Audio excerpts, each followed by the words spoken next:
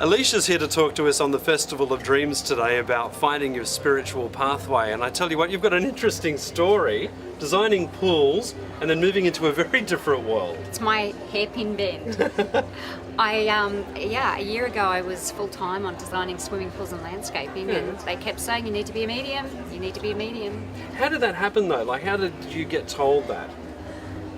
Yeah, that's a really good question. Yeah. You get information constantly. You're talking to your guides, you're talking to your angels. They can be very specific, and then when you're also getting it from other people that you're running into that are also guiding you on moving forward on your path, and we're all moving in that direction now, so it's really exciting. Are you seeing at the moment in the world, there's a lot of people, there's a lot of angst, there's a lot of change. Is that because people aren't living their spiritual truth, do you think? Yeah, so we're all getting nudged to get moving, to wake up, to remember who we really are. And so many are waking up quickly. So many people are seeing, like I am seeing now, within a matter of months, this year, great progress in moving forward on your path. So being a medium, did you always have this insight, or was it something you had to develop? I love this question. We're all doing this. It is who we really are. Everybody is doing this. Do you remember? I don't think a lot about what I'm seeing. I see dead people all the time. I always have. But it's so normal to me, I never really thought about it. And truly, I just thought people were kind of slow.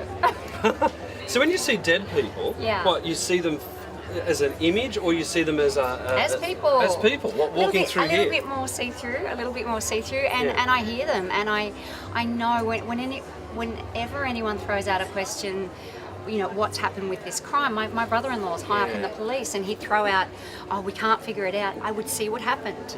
And for him to not understand, I used to think, oh my goodness, lucky the criminals turn themselves in now and then. And do you see the sad side of the criminal? Do you see that side of what they've gone through, or is it a two-way street? Well, you learn to not judge in this field. I mean, we're all having a different experience, and even the criminal is having a different human experience. We're all part of the Creator having a different experience, so we all have good lives and bad lives. Do we choose those, or are they given to you? No, we choose, and it's exciting in the planning because your soul is constantly evolving. We are learning different lessons, and you know, you may go into your next life and it might be a bit of a backward life, where this one you've been a beautiful person. We're hoping. Wow. So yeah, it is interesting. In terms of the work that you do, what is it that you do for people that you get the most pleasure out of? Bringing through, I had a lady yesterday, and she was quite exhausted. She'd already been to several stands, and she just wanted a 10-minute reading, and she said, I just want one thing. And I said, all right, well, there's a young girl standing here with long brown hair, and she sat forward and she was really excited. And I said, she's talking about the necklace. There's something in it, something very special, and lots of jade. And it was the daughter's name, and her 17-year-old daughter had passed from cancer, and that was what she was after. That was why she was here. So that was huge, and that was special for me too. But I do see future partners. I mean, most of us are walking around wondering what's coming up for us, and I do see who's coming in next, what they look like, where you would meet them, what he does for a living, what she does for a living, if you're meant to know that. You know, if Spirit's ready for you to know that. Sometimes they do lead you down the garden path, and there's a bit of a nasty experience coming from that, but your soul's learning from that. There is always a silver lining. It's interesting, when I used to work on radio overnight, people would say, what's it like working by yourself at night? And I said, it's sometimes the most lonely period of the night. But I said, you do sense a very, very big energy at the other end of the transmitter. There are a lot of people that are listening, and it's going, you know, this signal is running right around the world type thing. And I said, you know, but the interesting thing for me was I would come off the air and I'd always be tired. And someone said to me, that's because a lot of souls have taken your energy overnight. People do worry about that. It really is important how you feel about things. I deal with the good guys. I only have time for the love and the light. So my experience is beautiful. Even when something that I might be seeing is a horrendous situation, they will show me in the most beautiful way, like through a dance. Or I don't get graphic and gory. And it's where I choose to be. So you decide in your own space if it's a good experience of spirit or whether you want it a little bit more edgy. It's entirely up to you. And religion and the psychic medium world, there is a conflict, but not really, because some religions, this has worked side by side for years.